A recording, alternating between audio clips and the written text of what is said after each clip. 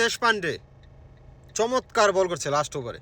যখন লাস্ট ওভারে 11 রান প্রয়োজন ছিল, অসাধারণ বল করেছে রশিদ খান। রশিদ খানের হিরো হওয়ার পসিবিলিটি ছিল, হিরো হওয়ার মতো অবস্থায় সে ছিল, হিরো হইতে পারত ওই বলটা যদি ছক্কা হইতো। তবে দুর্ভাগ্যজনক আর্চার সেখানে মারাত্মক একটা ক্যাচ ধরে ফেলছে। গুজরাট 6 রানে হেরে গেছে রাজস্থান রয়্যালের কাছে। রাজস্থান রয়্যালের 210 রানের যে ইনিংসটা অসাধারণ ছিল, একটা টিম ওয়ার্ক ছিল সেখানে। শুরুতে জেসওয়াল বলেন, তারপরে সূর্যবংশী বলেন, সবাই মোটামুটি রান পেয়েছে।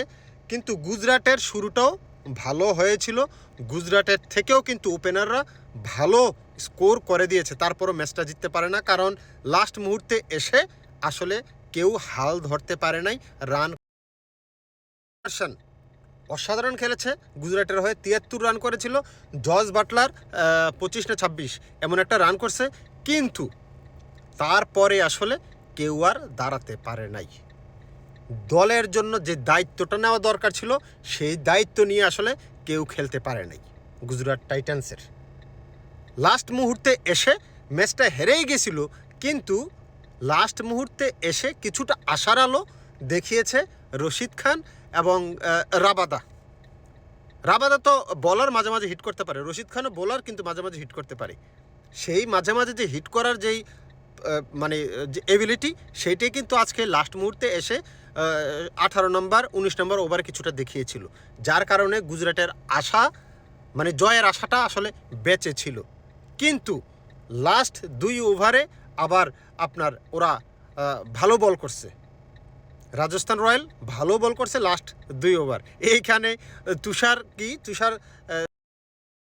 পান্ডে অসাধারণ বল করেছে, বিশেষ করে লাস্ট ওভারটা যেখানে 11 রান দরকার ছিল, সেখানে রশিদ খান আর্চার এর আগের 2 ওভার যেহেতু মোটামুটি রান করছে, সেইখানে জয়ের সম্ভাবনাটা তাদের ছিল, কিন্তু ব্যাটে বলে হচ্ছিল। কিন্তু লাস্ট ওভারে যে বল করছে অসাধারণ বল। রশিদ খানের হিরো হওয়ার পসিবিলিটি ছিল, কিন্তু পারে নাই। যেভাবে ইউয়ার্কার মারছে পরপর দেশপান্ডে, অসাধারণ বল করেছে। এবং রশিদ খানের ওইটা যদি ছক্কা হইতো, আর্চার যেটা ক্যাচ ধরছে, তাইলে ম্যাচ আসলে ঘুরে যাওয়ার পসিবিলিটি ছিল। Bad luck Rashid Khan, bad luck Rabada. আমার কাছে মনে হয় যে রশিদ খানের পরিবর্তে রাবাদা যদি ওই সাইডে থাকতো, তাহলে হয়তো একটা 4 একটা 6 মেরে দিতে পারতো। রশিদ খানে কিছু টেকনিক্যালি কিছু শট খেলতে চাইছে, চিকি শট, যেগুলো বল মিস করছে, এগুলো দরকার ছিল না। নর্মাল যদি খেলতো সে, ওই বলটা যেটা চিকি শট খেলতে গেছে স্টাম্প ছাইরে অফ স্টাম্পের দিকে আইসা, এটা নর্মালি হাফ বলি টাইপের বল ছিল, মিড অফ কিংবা লং অফের উপর দিয়ে খেলতে পারতো, হাফ বলি টাইপের বল ছিল। কিন্তু সইরে আইসা সে চিকি শট থার্ড ম্যান অঞ্চল দিয়ে খেলতে গেছে, এটা তার ভুল ছিল। এনিওয়ে, যথেষ্ট ভালো একটা জাঁকজমকপূর্ণ ম্যাচ দেখলাম। মনে হচ্ছিল যে জাঁকজমকপূর্ণ হবে না, নর্মালি খেলাটা জিতে যাবে রাজস্থান রয়্যাল, কিন্তু শেষের দিকে এসে উত্তেজনার ছড়িয়েছে।